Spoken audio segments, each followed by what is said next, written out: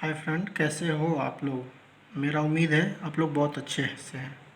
आज हम आप लोगों के लिए छत्तीसगढ़ सिविल जज 2019 का क्वेश्चन पेपर लाए हैं आंसर के साथ, जिसको हम पढ़ेंगे और समझेंगे।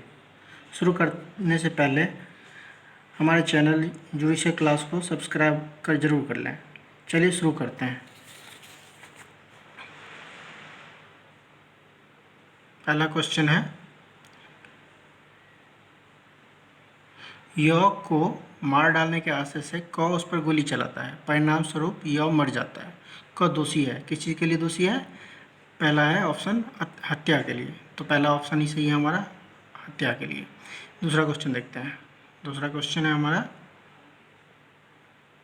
जो कोई किसी कुकृत सिक्के को यह जानते हुए कि वह कुकृत है भारत में आयात करेगा, भारतीय दंड विधि की धारा के अंतर्गत दोषी होगा। किसके अंतर्गत दोषी होगा?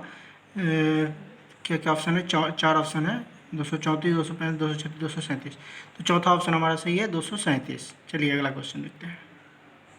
अगला क्वेश्चन है, इत्तिला देने के लिए आबद्ध व्यक्ति द्वारा अपराध की इत्तिला देने का साक्ष्य लोग किया जाता है, भारतीय दंड विधि की किस धारा के अंतर्गत आता है?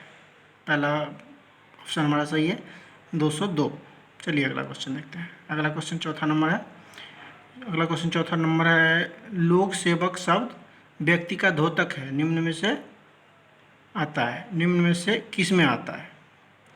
तो क्या क्या है ऑप्शन? पहला है सेना का प्रत्येक आयुक्त ऑफिसर, दूसरा प्रत्येक न्यायाधीश जो विधि न्याय निर्णायक कार्य करने को अधिकृत है, तीसरा है न्यायालय का प्रत्येक ऑफिसर, और चौथा है उपयुक्त सभी। चौथा हमारा सही है, उपयुक्त सभी। अगला क्वेश्चन देखते हैं, पाँचवा नंबर। अगला क्वेश्चन है,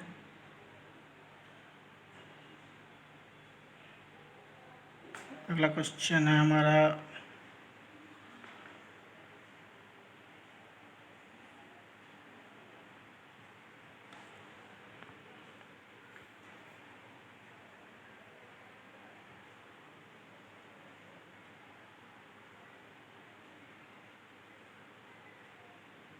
भारतीय दंड विधि की धारा 29A संबंधित है, किससे संबंधित है?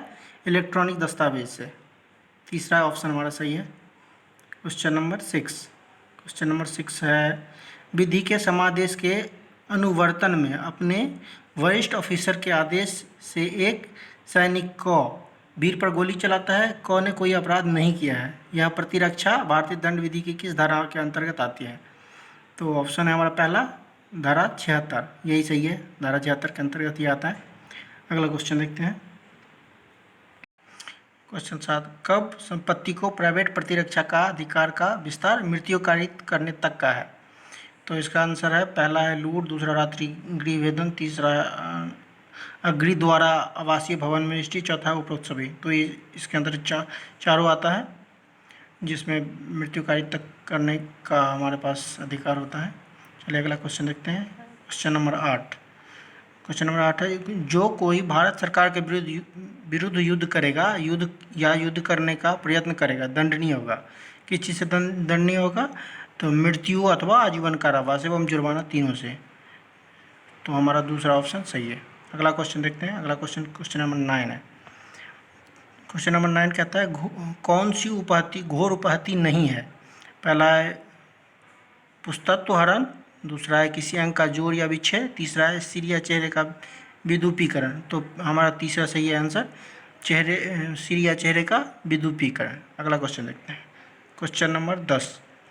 क्वेश्चन नंबर 10 है, य पर अपना मुक्का क इस आशय से संभाव्य जानते हुए हिलाता है कि उसके द्वारा य को यह विश्वास हो जाए कि क य को मारने वाला ही है। क ने कौन सा अपराध किया है? हमला किया है। तो हमारा दूसरा ऑप्शन सही है। अगला क्वेश्चन देखते हैं। अगला क्वेश्चन है क्वेश्चन नंबर 11। क एक घर ख को 12,000 रुपये प्रति वार्षिक भाटा के पट्टे पर देता है, वर्ष 2015, 2016, 2017 इन सभी पूरे वर्णों का भाटक शून्य है और दिया नहीं गया है। सन 2018 में ख पर केवल वर्ष 2016 के शोध भाटा के लिए वाद प्रस्तुत करता है। क्या क पश्चातवर्ती प्रकरण पर वर्ष 2015 एवं 17 के शोध भाटा के लिए वाद ला सकता है? नहीं। तो हमारा दूसरा ऑप्शन सही है। चलिए अगला क्वेश्चन देखते हैं। अगला क्वेश्चन है क्वेश्चन नंबर 12। सिविल प्रक्रिया संहिता की किस धारा 10 से संबंधित है? सिविल प्रक्रिया की धारा 10 संबंधित है, किससे संबंधित है? वाद का रोक दिया जाना है। तो हमारा तीसरा ऑप्शन सही है। अगला क्वेश्चन देखते हैं क्वेश्चन नंबर 13। सिविल प्रक्रिया संहिता की धारा 96 अपील में लागू होती है। किस अपील में लागू होती है? मूल डिक्री। धारा दूसरा हमारा आंसर दूसरा सही है। अगला क्वेश्चन देखते हैं क्वेश्चन नंबर 14। जब कोई व्यक्ति लोक न्यूसेंस करता है तो वह भारतीय दंड संहिता के अंतर्गत आपराधिक अभियोजन के लिए उत्तरदायी है। सिविल प्रक्रिया संहिता की धारा 51 के अंतर्गत उसके विरुद्ध वाद लाया जा सकता है, उसके विरुद्ध क्षतिपूर्ति का वाद लाया जा सकता है, उपरोक्त सभी। तो हम सब कुछ इसके ऊपर ला सकते हैं। चलिए अगला क्वेश्चन देखते हैं क्वेश्चन नंबर 15। लिखित कथन प्रस्तुत किए जाने की परिसीमा 30 दिन है, जो कि 90 दिन तक बढ़ाई जा सकती है, कि गणना की जाएगी। कब से गणना की जाएगी? तीसरा आंसर हमारा सही है। प्रतिवादी पर समन की तामीली दिनांक से किया जाएगा। चलिए अगला क्वेश्चन देखते हैं क्वेश्चन नंबर 16। क्वेश्चन नंबर 16, प्रांग न्याय का सिद्धांत किस पर प्रयोज्य नहीं है? तो प्रांग न्याय का सिद्धांत किस पर प्रयोज्य नहीं है? मध्यमतक कार्रवाइयों पर, मतलब आर्बिट्रेशन पर। अगला क्वेश्चन क्वेश्चन नंबर 17। अगला क्वेश्चन है हमारा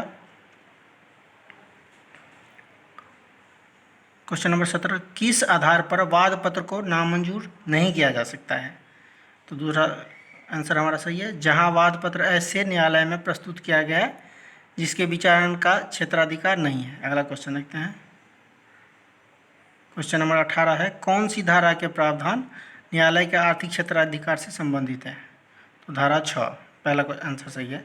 अगला क्वेश्चन देखते हैं। अगला क्वेश्चन 19 नंबर है, सिविल प्रक्रिया संहिता का आदेश 32 संबंधित है, किससे संबंधित है?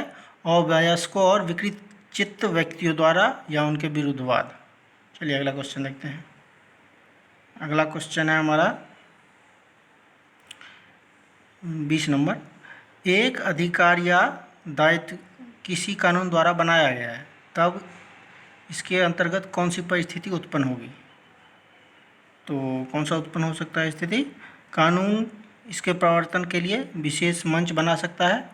यदि प्रवर्तन के लिए कोई मशीनरी नहीं की गई है तो सिविल न्यायालय उस वाद का संज्ञान ले सकती है। हाँ, दोनों ही कर सकते हैं। तो हमारा आंसर सही है, पहला और दूसरा दोनों सही है। तो हमारा तीसरा आंसर इसका सही है, और वह दोनों। अगला क्वेश्चन देखते हैं।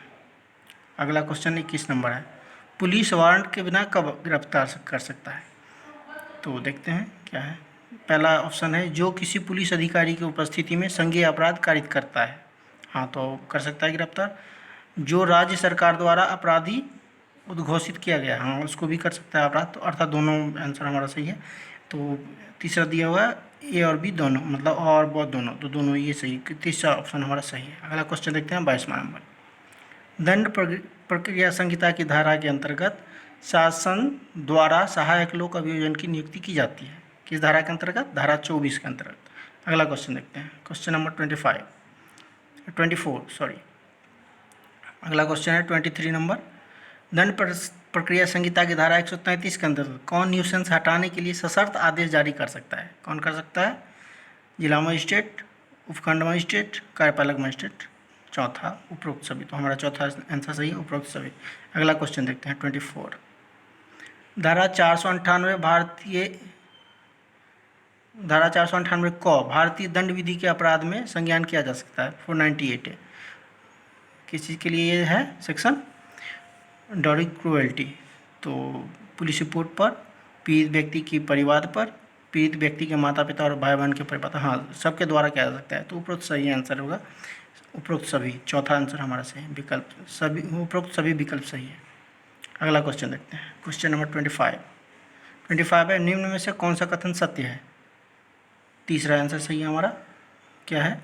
भागतः एक मजिस्ट्रेट द्वारा और भागतः दूसरे मजिस्ट्रेट द्वारा अभिलिखित साक्ष्य पर दोष सिद्ध किया जा सकता है। हाँ, ठीक है, आज के लिए इतना ही। अब फिर मिलते हैं, इसी टॉपिक को आगे बढ़ाएंगे। अगले पार्ट में हम लोग देखेंगे क्वेश्चन 26 से लेकर 50 तक। तब तक के लिए धन्यवाद।